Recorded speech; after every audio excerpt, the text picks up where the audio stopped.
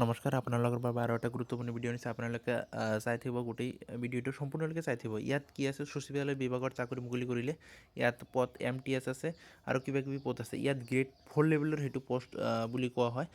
মানে ইয়াৰ শিক্ষাগত যিটো অৰ্হতা হয় 10 পাছৰ পৰা আপোনালোকে আবেদন কৰিব পাৰিব। যদি আপোনালোকে 10 পাছ কৰিছে তেনেহ'লে আবেদন কৰিব পাৰিব আৰু বয়স যিটো আৰু মেল ফিমেল সকলোৱে ইয়াত আবেদন কৰিব পাৰিব। অসমৰ সকলো ল'ৰা ছোৱালী এই পোষ্টত আবেদন কৰিব পাৰিব। আপোনালোকে গোটেই ভিডিঅ'টো চাই থাকিব, সম্পূৰ্ণ তথ্যটো এটা ভিডিঅ'তে কৈ দিয়া আছে।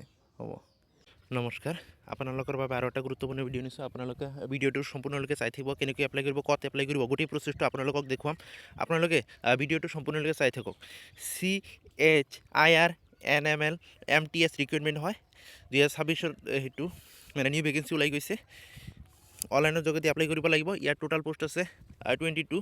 আপোনালোকে গোটেই প্ৰচেছটো দেখুৱাম। আপোনালোকে ভিডিঅ'টো শেষলৈ চাই থাকিব, ক'ত এপ্লাই কৰিব, কেনেকৈ এপ্লাই কৰিব আৰু যিটো শিক্ষাগত অৰ্হতা আৰু বয়সৰ সময়সীমা গোটেইখিনি কৈ দিম, আপোনালোকে চাই থাকক। CHIRNML MTS ৰিক্ৰুইটমেণ্ট হয়, সচিবালয়ৰ সেইটো হয়। আৰু ইয়াত দেখিব পাৰিছে মানে পোষ্ট যিটো নেম আছে মাল্টিপল টাস্কিং ষ্টাফ MTS। ইয়াত কি আছে অনলাইনৰ যোগেদি এপ্লাই কৰিব লাগিব। অল ইণ্ডিয়া সেইটোত এপ্লাই কৰিব পাৰিব, মেল এণ্ড ফিমেল। আৰু যিটো মানে এইটো চেলাৰী হয় 18,000 পৰা 56,900 টকা। অৰ্থাৎ ইয়াত কি আছে 80,000 পৰা 56,900 আপোনালোকক সেইটো চেলাৰী দিব। আৰু আপোনালোকে যদি এপ্লাই কৰিবলৈ ইচ্ছা আছে তেনেহ'লে এপ্লাই কৰি ল'ব সোনকালে। আৰু ইয়াত এজ যিটো লিমিট আছে ইয়াত 18 পৰা 25 বছৰলৈকে আপোনালোকে সেই পোষ্টত এপ্লাই কৰিব পাৰিব। মিনিমাম এজ 18 আৰু মেক্সিমাম যিটো হয় 25। 18 পৰা 25 যদি ইয়াৰ ভিতৰত যদি আপোনালোকৰ বয়স আছে তেনেহ'লে এপ্লাই কৰিব পাৰিব। এপ্লিকেশ্যন যিটো ফিজ 500 টকা লাগিব জেনাৰেল আৰু OBCৰ কাৰণে। আৰু SC STৰ কাৰণে PWৰ কাৰণে ইয়াত একো ফিজ নালাগে। পে'মেণ্ট যিটো মোড অনলাইনৰ যোগেদি আপোনালোকে পে'মেণ্টটো কৰি দিব লাগিব। যদি আপোনালোকে ফাৰ্ষ্ট টাইমৰ কাৰণে মোৰ ভিডিঅ'টো চাই আছে তেনেহ'লে ছাবস্ক্ৰাইব কৰি ল'ব, কিয়নো নিউ আপডেট আপোনালোকক দিয়ে থাকিম ডেইলি এটা দুটা। চিলেকশ্যন যিটো প্ৰচেছ হয় ৰাইট এণ্ড এক্সাম হ'ব, তাৰপিছত স্কিল টেষ্ট, ডকুমেণ্ট ভেৰিফিকেশ্যন, তাৰপিছত আপোনালোকৰ ফাইনেল লিষ্ট যিটো সেইটো দি দিব। আৰু যিটো এক্সাম পেটাৰ্ণ হয় সেইটো আপোনালোকক কৈ দিছোঁ, আপোনালোকে সম্পূৰ্ণৰূপে ভিডিঅ'টো চাই থাকক স্কিপ নকৰি।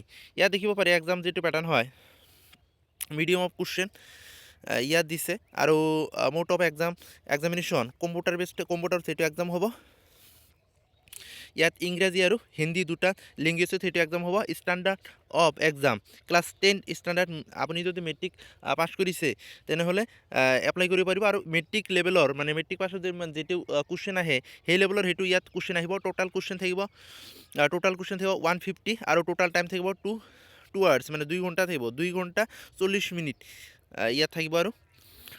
আৰু ইয়াত দেখিব কি ছাবজেক্ট থাকিব, ইয়াত গোটেইখিনি দিয়া আছে। জেনাৰেল ইণ্টেলিজেন্স থাকিব, টোটাল কুৱেশ্যন থাকিব 25 আৰু মেক্সিমাম যিটো মাৰ্ক থাকিব 75। আৰু যিটো কোৱান্টিটিভ এপ্টিটিউড আছে 25 থাকিব কুৱেশ্যন আৰু যিটো মাৰ্ক থাকিব 75। ইয়াত আছে 1 নেগেটিভ মাৰ্ক ফৰ এভৰি ৰং এনচাৰ। এটা কৰি কুৱেশ্যনত কি আছে নেগেটিভ মাৰ্ক থাকিব, 1 মাৰ্ক থাকিব।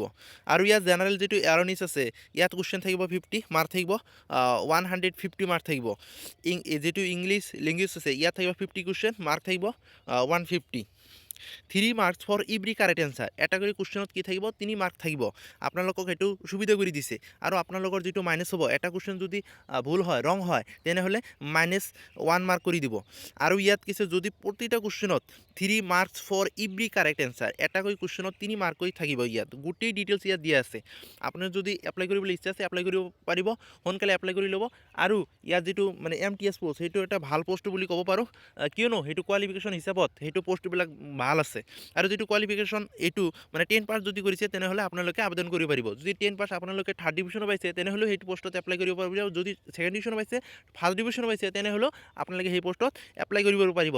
অনলি লাগিব ইয়াত 10 পাছ। যদি মাত্ৰ আপুনি 10 পাছ কৰিছে যেনেকৈ আপোনালোকে এপ্লাই কৰিব পাৰিব। ইম্পৰ্টেণ্ট যিবিলাক ডকুমেণ্ট লাগিব পাছপৰ্ট চাইজ ফটোগ্ৰাফ, চিগনেচাৰ, আধাৰ কাৰ্ড আৰু এডুকেশ্যন যিটো চাৰ্টিফিকেট হয় 10 পাছৰ আৰু কাষ্ট চাৰ্টিফিকেট যদি আছে তেনেহ'লে দি দিব। আৰু এই যিটো প্ৰুফ হয় এই প্ৰুফ চাৰ্টিফিকেটটো দিব লাগিব।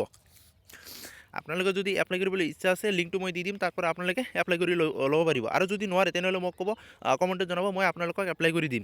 ইয়াত পাছপৰ্ট চাইজ ফটোগ্ৰাফ, চিগনেচাৰ, আধাৰ কাৰ্ড লাগিব, এডুকেশ্যন চাৰ্টিফিকেট লাগিব, কাষ্ট চাৰ্টিফিকেট, এডুকেশ্যন চাৰ্টিফিকেট বুলি কয়। ইয়াত কি আছে এডমিট কাৰ্ড লাগিব, মাৰ্কশ্বিট লাগিব।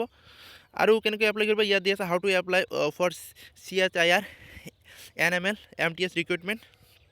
ইয়াত দিয়া আছে আৰু কি আছে মানে যিটো ইম্পৰ্টেণ্ট ডেট হয় অনলাইন যিটো ষ্টাৰ্ট হৈ গৈছে অলৰেডি 5 তাৰিখৰ পৰা আৰম্ভ হৈছে আৰু লাষ্ট ডেট যে ইয়াত আছে 6 ফেব্ৰুৱাৰীলৈকে আপোনালোকে আবেদন কৰিব পাৰিব কিয়নো ইয়াত কম পোষ্ট আছে সেইকাৰণে মই কৈছোঁ আপোনালোকে এপ্লাই কৰি ল'ব কিয়নো আপোনালোকৰ সুবিধা হ'ব কম পোষ্টত সকলোৱে এপ্লাই কৰিব নিবিচাৰে সেইকাৰণে আপোনালোকক কৈছোঁ এপ্লাই কৰি ল'ব আৰু যিটো ইম্পৰ্টেণ্ট লিংক আপোনালোকক দি দিম তাৰ পৰা আপোনালোকে এপ্লাই কৰি ল'ব পাৰিব আৰু কমেণ্টত জনাব মই এপ্লাই কৰি দিম যদি নোৱাৰে হ'ব আৰু এটা আপোনালোকৰ কাৰণে নেক্সট আৰু এটা ভিডিঅ' আনিম আপোনালোকে যদি এতিয়ালৈকে ছাবস্ক্ৰাইব কৰি লোৱা নাই তেনেহ'লে ছাবস্ক্ৰাইব কৰি ল'ব কিয়নো আপোনালোকৰ বাবে ডেইলি এটা দুটা নিউ আপডেট আনিয়ে থাকোঁ ইনফৰমেশ্যন ভিডিঅ' আনিয়ে থাকোঁ হ'ব পিছত আৰু এটা নেক্সট ভিডিঅ' আনিম